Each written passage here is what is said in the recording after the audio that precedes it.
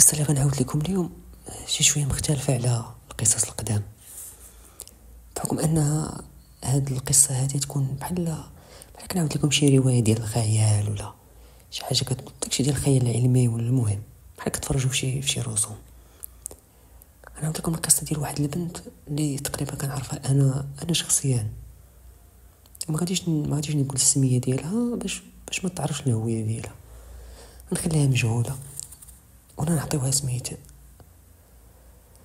نعطيوها شنو نقول لكم، نسميوها حنان سيدي.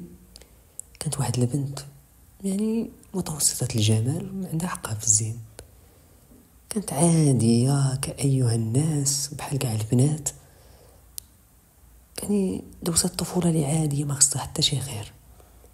قرات قرايتها ما تيسرها، يعني ما كملاتش قرايتها، يعني شدات شي ديبلوم ولا شي نيفو. المهم يعني قرات حتى تقريبا الثانوي وهي تجلس، ما قالت ما كاينلاش، يعني كلها زواج وندير داري ونولد وليداتي الى اخره. الحياه ديال حنان كانت حتى لهنا راه زعما بخير ستابل. امتى غادي يبداو المعاناه ديالها؟ هو نهار اللي غادي يتقدم ليها واحد الشاب. كان واحد الشاب الله يعمرها دار بخير، ما خصو حتى شي خير بخدمته بدارو، يعني تمنى اي وحده تقريبا. صافي غادي يدخل هي وياه في واحد العلاقه اللي في اطار الاحترام بيان سور، حيت جا خطبها وداكشي، يعني بقاو يهضروا في التليفون كدا وكدا، يعني تفاهموا على شنو اللي كيعجبك انت، شنو كيعجبني انا وهي غدا، مهم الى اخره. صافي غادي تطول العلاقه، يعني بحال قلتوا وافقوا بعضياتهم. صافي غادي يدوزوا للمرحله الثانيه اللي هي صافي يعني يديروا المعقول انهم صافي يحددوا نهار ديال العرس فهمتوا، يعني صافي الناس صافي كما قلت لكم امور كانت لهنايا بخير، وكل شيء فرحان، كل شيء ناشط، كل شيء بخير، يعني اوضاع تحت السيطره. شويه غادي كما قلت لكم صافي داروا العرس، كل شيء فرحان، كل شيء ناشط. هاد العرس انا كنت حاضر ليه نيت، انا كنت في هاد العرس، كان كل شيء ناشط، كل شيء بخير وعلى خير، يعني العائله كلها فرحانه. غيسالي داك العرس، غادي تنوض العروسه والعريس غيمشيو لدارهم بدون ذكر المدينه، باش ما فهمتوا، باش نخلي شويه الخصوصيه للبنت. ملي غادي تدخل العروسه للدار ديالها، تخيلوا معايا غادي ترفع العقل ديالها، ما غاديش السيده ما غاديش تبقى زعما على طبيعتها. ديك معها غادي تدخل للدار وهي داكشي، يعني بالحوايج اللي جات بهم من القاعه، غادي تخرج كتجري، غتخرج من الدار كتجري، يعني حفيانه ولابسه داك التكشيطه ولا ما عرفتش كيقولوا ليها، وكتجري نقدر نقول لكم ضربت واحد المسافه، يعني بحال قلتوا من كازا حتى المحمديه.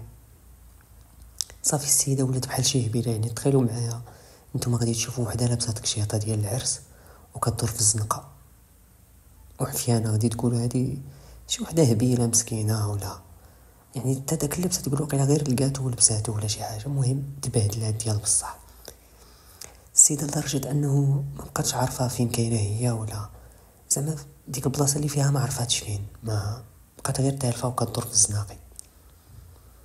ديك فاش غادي تجي بحال قلتي غادي تدارك الموقف، وبحال قلتو غادي تفيق، غادي تعرف شنو اللي وقع وداكشي. غادي تنوض وغادي تبان لها واحد المصبانه حداها، غادي تمشي تقصد داك مول المصبانه، وغادي تقول لي ربا خويا، لا يا ربي سمحوا لي، داك مول المصبانه اللي غادي يشد حيت هي مشات بحال قلتو فاش فاقت من ديك القلبه، لقات راسها حدا واحد المصبانه كانت حاله لحسن الحظ. صافي غادي ينوض داك السيد هو اللي غادي يشدها، يقول لها اختي مالك ياك لاباس، ما قلتيك لاباس؟ قالت لها عيط لي لراجلي، بحال لحسن الحظ كانت حافظه النمره ديالو. صافي غادي يصونيو ليه، غادي يقول لي الو فلان، اجي راه مرتك يا واش هي هادي لابسه كذا وكذا وكذا وكذا، ها هي راه حنا شادينها هنا في البلاصه الفلانيه، انا من كازا المحمديه، عطيتكم غير زعما غير فكره، يعني على المسافه اللي تكون ضربات ولا اللي ضربات بالاحرى.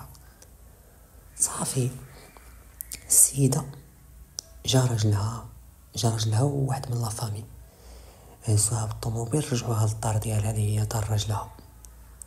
هنا كانت الامور عاوتاني شيئا ما صافا. السيده كما قلت لكم ما غتدخل للدار تاني غادي تقلب، غتولي وحده اخرى. شدات في راسها، المهم تلقات شويه القران وداكشي وقالت راه غادي ندوش وغادي نعس. البنت فاش كتنعس مع كتغمض عينيها كتوقف عليها واحد المراه كتبقى. تخيلوا معايا هادشي بالصوت ديالها، هي كتهز دوك القطبان ديال العيد وكتبقى كتكوي ليها في خاطها، كتبقى كتكوي رجليها كاملين بجوج. والمشكله الغريب في الامر ان يعني ملي كتفيق من النعاس كتلقى دوك لاطراس ديال دوك الكويات بحال كواك شي واحد بالمسمار لهاد الدرجه. يعني راه قلت لكم هادشي كيبان بحال الماجيك ولا يعني بحال الخير، ولكن هادشي كنقول لكم يعني بحال قلتو انا حاضر ليه تقريبا. صافي المهم السيده كانت ما كتنعش على خاطرها، ما كتنعش ديما ايام وكتوقف على نفس المراه. المهم كتطلق القران كتصلي. المهم ما خلات ديك السيده ما دارت. ديك المراه كتجي ديما شكون ديك المراه الله اعلم، يعني كيسولها واش كتعرفيها واش كتشوفي وجهها وسميتو. قالت لهم ودي راه ما وجهها ما تنفرزوش، وانما ديما كتجيب مسمار كيكون حامي يعني سخون وكتبقى كتكوي فيها. غادي تطور داكشي. تخيلوا معايا غادي تولي تلقى منين تفيق من النعاس ديك النجمه الخماسيه غادي تلقاها بحال قلتو مرسومه عليها بالدم باللون الاحمر. واش كيجرحوها دوك المسلمين ولا شي يقولوا بسم الله الرحمن الرحيم، واش كيجرحوها ولا كيكتبوها بالدم ولا الصباغه ولا. المهم لحد الان ولا اليومين هذا ما معروفش داكشي زعما منين كيجي ولا شنو هو المصدر ديالو الى اخره. صافي السيده تعذبات. يعني هادشي كنقول لكم في الايام الاولى ديال الزواج السيده تعذبات ديال بصح. صافي ولات كتقيا. ومشكله ماشي اي تقيا حاشاكم، السيده ولات كتقيا الشعر ديالها والضفار ديالها، ضفارها والشعر ديما كتقيا. ديما كل صباح خصها تقيا الشعر والضفار. وهادشي ما معروفش لحد الان، ما عرفوش زعما شكون. وغتقولوا الرقات ولا الرقيه ولا سميتو دارت الرقيه ما مره ما جوج. يعني بحال قلتو لحد الان مازال ما طاحت في شي راقي اللي زعما يكون زوين يعني كيرقي مزيان. صافي السيده كما قلت لكم العذاب الشديد. تخيلوا معايا شنو اللي غادي يوقع مورا هادشي. الا قلت لكم اسمعوا مزيان هاد النوطه هادي. راجلها ولاو كيجيو شي ميساجات على اساس راه مرتو كتخونو وداكشي. وفاش كيمشي راجلها هادشي راه شوفوا قسما بالله الا بصح فاش كيمشي راجلها لشركه الاتصالات يعني كاملين، فاش كيمشي كيسول على النمره ما كايناش ديك النمره، ما خارجاش، ما مخدمها حتى شي واحد. ديك النمره مازال ما داك السيري مازال ما خرج. يعني تخيلوا معايا. صافي بقى داك الحال على يعني بقى الحال على هكاك واحد الشهور كيجيو شي ميساجات اللي ما فيهم ما يتقرا، اللي هما كانوا من بعد غادي يكتشفوا بلي راه جنون هما اللي تيصيفطوا الميساجات لذاك الراجل. صافي السيده فاش شافت راسها العذاب ديما كتلقى راسها مكويه ديما. يعني شتي كانت عندي زعما الصلاحيه باش انني نوريكم التصاور كون وريتهم لكم ما عنديش، ولكن زعما انا بالنسبه لي ما عنديش مشكل. ولكن فهمتوا يعني السيده ما محشومه وصافي. صافي تخيلوا معايا حتى غادي يطيحوا في واحد الراقي اللي ناضي، واحد الراقي اللي واعر. صافي وليت بقيت متبع مع داك الراقي من هنا حصه مورا حصه. هو اللي قال لهم اولا بعد قيا واحد الحاجه اللي غريبه اللي لحد الان ما معروفش شنو هو زعما السبب ديال ديك الحاجه. هاد السيد قياها واحد البرا فيها خيط، ودا هي كاينه تصويرتها.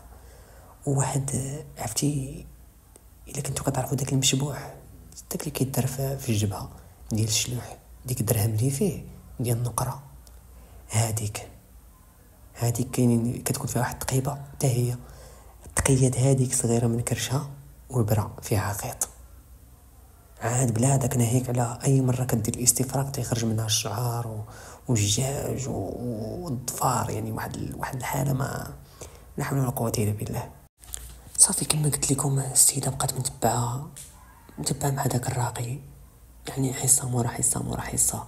يعني بدا داكشي اللي عندها لداخل اللي موكل زعما داكشي اللي كلات بقات كتنقص فيه شويه بشويه. وهو اللي قال لهم فاش بدات البنت كتنطق وكيستنطقها يعني بالصرع. بدات يقول لها زعما شكون وهادي وهادي وهادي. قال لها ودي بدات كتقول لي داكشي اللي فيها بلي راه حنا اللي كنا كنصيفطوا الميساجات لراجلها. هادشي غيبان لكم شويه يعني قريب للخيال، ولكن هاد الهضره راه بصح كاينه والله الا كاينه. صافي داكشي يعني داكشي اللي فيها ما بحال قلتو الراقي ما بغاش يقول لهم شكون اللي دار لي هذاك الشيء، وهذا الشيء جعله وديت يعني باش يبدل لها داك الزواج، واش من جهتها هي ولا من جهه الراجل ولا ما، يعني العلم عند الله الصراحه. صافي يعني السيده قالت زعما نكمل الرقيه ديالي ونبقى في البيت الزوجيه ديالي، ولكن ما قدرتش. يعني فهمتوا بالرغم من الرقيه والقران والصلاه وسميتو يعني تعذبات بزاف، تعذبات الصراحه. صافي يعني بحال قلت الحل الانسب انه نطلقوا من بعد ما بعد التقييد وخويت كرشي من هذا الشيء اللي ديجا واكله انا. نطلقوا ان شاء الله يكون خير. وفعلا راه طلقات دابا هادي مده باش طلقات، واليومين هذا باقا ديال راسها ما مريضاش بزاف، ولكن مره كيجيوها شي حالات اللي في شكل فهمتوا. وكانت هذه هي القصه ديال حنان، الاسم اللي عطيتها انايا. نتلاقاو في القصه الجايه.